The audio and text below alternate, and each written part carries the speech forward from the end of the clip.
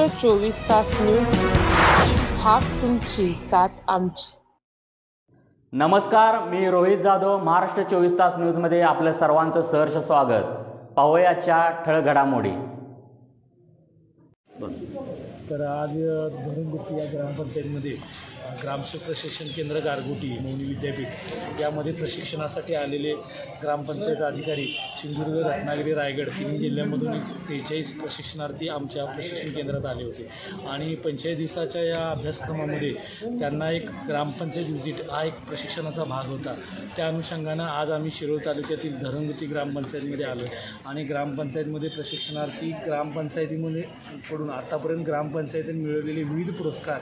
त्या अनुषंगानं झालेली विकास कामं आम्ही आता प्रत्यक्ष बऱ्याच ठिकाणी प्रशिक्षणार्थ्यांच्यावर जाऊन पाहणी केली। त्याचबरोबर आम्ही सर्व प्रशिक्षणार्थी, आमच्यासोबत आलेले सर्व प्रशिक्षणार्थी आता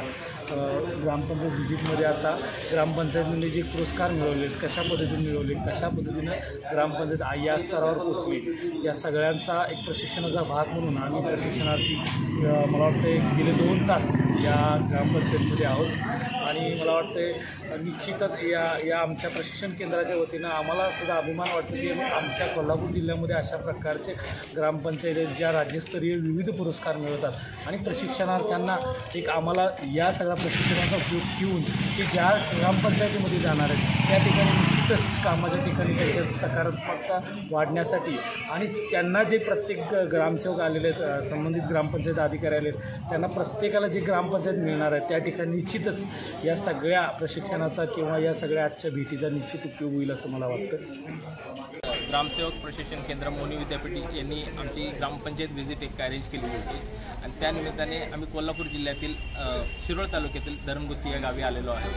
आणि एक ग्रामपंचायत व्हिजिट कशासाठी असते की ग्रामपंचायत अधिकारी म्हणून, आता अगोदरचे ग्रामसेवक पण आता ग्रामपंचायत अधिकारी म्हणून कसं काम केलं पाहिजे, गावाचा विकास कोणत्या पद्धतीने केला पाहिजे, त्यासाठी ग्रामपंचायत व्हिजिट अरेंज केलेली असते। आता प्रत्येकजण वेगवेगळ्या फील्डमध्ये असल्यामुळं ॲक्च्युअल ग्रामपंचायत काय आहे हे आम्हाला धरणगुट्टी या ठिकाणी येऊन कळलेलं आहे, जेणेकरून ग्रामपंचायतीचं दप्तर कसं ठेवावं, एक ग्रामपंचायत अधिकाऱ्यांनी वेगवेगळ्या जे विकास काम आहेत त्याच्यासाठी काय केलं पाहिजे, कारण या गावामध्ये वेगवेगळे बक्षिसं असं जिंकून 3.5 कोटीच्या आसपास जवळपास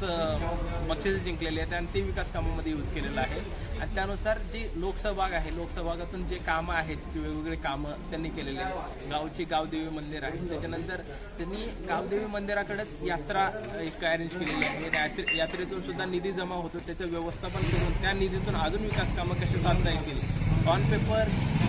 किंवा कारण लोकसहभागातून बरेचसे कामं जे की स्कीम्सच्या अंडर बसत नाहीत ते लोकसहभागातून त्यांनी करून दाखवलेले आहे। एवढी कदाचित एवढी मोठी ग्रामपंचायत आणि एवढं चांगल्या पद्धतीनं दप्तर ठेवलेलं आहे,